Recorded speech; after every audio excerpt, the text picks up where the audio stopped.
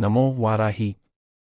ಅಮ್ಮ ತ್ರಿಶಕ್ತಿ ವಾರಾಹಿಯ ದಿವ್ಯ ಕೃಪೆ ಮತ್ತು ಆಶೀರ್ವಾದಗಳೊಂದಿಗೆ ಎಲ್ಲ ಐಶ್ವರ್ಯಗಳನ್ನು ಪಡೆದು ಆರೋಗ್ಯಕರ ಮತ್ತು ಸಮೃದ್ಧ ಜೀವನವನ್ನು ನಡೆಸಲು ಅವಳ ಚಿನ್ನದ ಪಾದಗಳಿಗೆ ನಮಸ್ಕರಿಸಿ ಪ್ರಾರ್ಥಿಸುತ್ತೇನೆ. ವಾರಾಹಿಯ ಬಗ್ಗೆ ಮಾತನಾಡುವಾಗ ಕೆಲವರಿಗೆ ಗೊಂದಲ ಉಂಟಾಗಬಹುದು. ವಾರಾಹಿ ಎನ್ನುವ ದೇವತೆ ನಿಜವಾಗಿಯೂ ಇದ್ದಾಳೆನಾ? ಇಂತಹ ದೇವಿ ವಾಸ್ತವವಾಗಿ ಇರುವಳ ಎಂದು. ಈ ಸಂದರ್ಭದಲ್ಲಿ ಒಂದು ಮಹತ್ವದ ವಿಷಯವನ್ನು ಹಂಚಿಕೊಳ್ಳಲು ಬಯಸುತ್ತೇನೆ.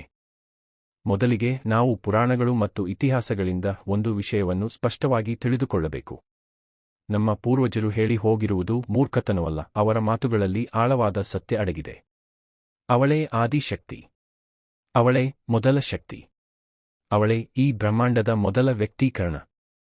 ನಾವು ಬದುಕುತ್ತಿರುವ 4 ಯುಗಗಳಿಗೂ ಮುಂಚೆಯೇ ಆರಾಧಿಸಲ್ಪಟ್ಟ ದೇವತೆ ಅವಳೇ.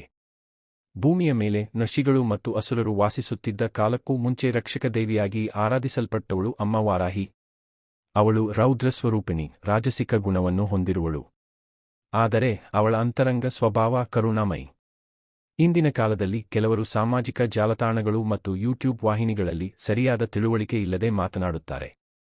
ಮನುಷ್ಯರ ಬಗ್ಗೆ ಹೇಳುವ ಮಾತುಗಳು ಇಲ್ಲಿಯೇ ಮುಗಿಯುತ್ತವೆ.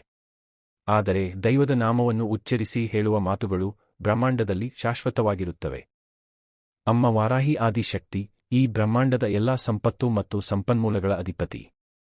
ಅವಳನ್ನು ಭೂಮಿದೇವಿ ಎಂದೂ ಕರೆದಿಕೊಳ್ಳಬಹುದು. ನಾವು ಬದುಕುತ್ತಿರುವ ಈ ಭೂಮಿ, ನಾವು ಧರಿಸುವ ಬಟ್ಟೆಗಳು, ನಾವು ತಿನ್ನುವ ಆಹಾರ, ನಾವು ಬಳಸುವ ಆಭರಣಗಳು, ನಾವು ಅನುಭವಿಸುವ ಪ್ರತಿಯೊಂದು ವಸ್ತುವು ಎಲ್ಲಕ್ಕೂ ಆಧಾರ ಭೂಮಿಯೇ. ಆ ಭೂಮಿಯ ಅಧಿಷ್ಠಾನ ಶಕ್ತಿ ಅಮ್ಮ ವಾರಾಹಿ. ಅವಳನ್ನು ಆರಾಧಿಸಿದರೆ ಜ್ಞಾನ ದೊರೆಯುತ್ತದೆ, ಐಶ್ವರ್ಯ ದೊರೆಯುತ್ತದೆ, ಯೋಗ ಫಲಗಳು ಲಭಿಸುತ್ತವೆ. ಇಚ್ಛಾಶಕ್ತಿ, ಕ್ರಿಯಾಶಕ್ತಿ ಮತ್ತು ಜ್ಞಾನಶಕ್ತಿ ಎಂಬ 3 ದಿವ್ಯ ಶಕ್ತಿಗಳು ಅವಳಲ್ಲಿ ನೆಲೆಸಿವೆ. ಉನ್ನತ ಜ್ಞಾನಸ್ಥಿತಿಯನ್ನು ಪಡೆದವರು ತಮ್ಮ ಕರ್ಮಗಳನ್ನು ನಿವಾರಿಸಲು ಅಮ್ಮ ವಾರಾಹಿಗೆ ತಪಸ್ಸು ಮಾಡಿದ್ದಾರೆ.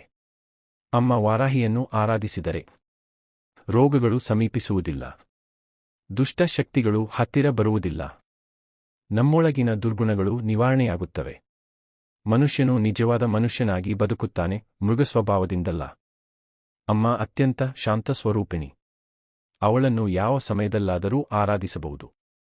ಅವಳನ್ನು ರಾತ್ರಿ ಮಾತ್ರ ಪೂಜಿಸಬೇಕು, ಹಗಲಿನಲ್ಲಿ ಅವಳ ನಾಮವನ್ನು ಉಚ್ಚರಿಸಬಾರದು ಎಂಬುದು ಮಾನವರ ತಪ್ಪು ಕಲ್ಪನೆ.